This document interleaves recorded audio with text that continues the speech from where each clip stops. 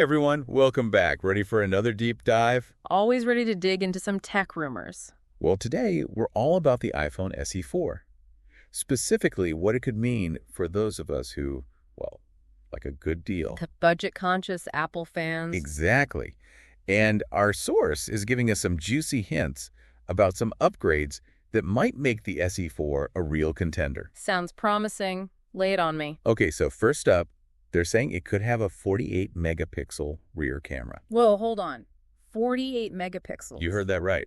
Same as the iPhone 16. That's a huge jump, especially for the SE line. Right. Like imagine vacation photos. You take a panorama of, I don't know, the Grand Canyon or something. You want to print it, huge GE. You can like zoom in, crop, enlarge, all that, and it's still super sharp. That's the beauty of high resolution, is future-proofing your memories, too. Totally.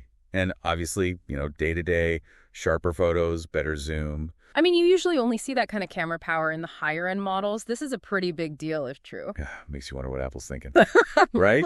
Yeah, is this their way of making the flagship models less appealing?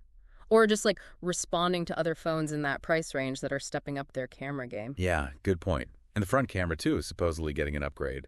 12 megapixels, TrueDepth. So, Face ID on the SE4? Looks like it.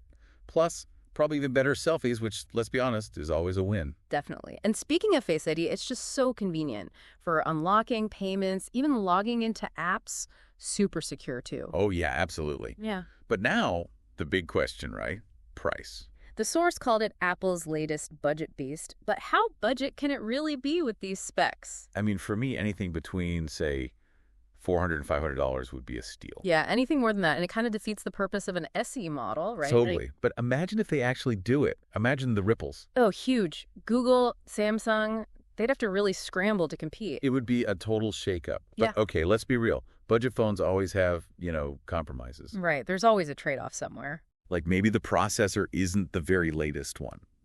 Or maybe the battery life isn't as good as the, top-tier iPhones. Exactly. It's all about finding that balance. Yeah.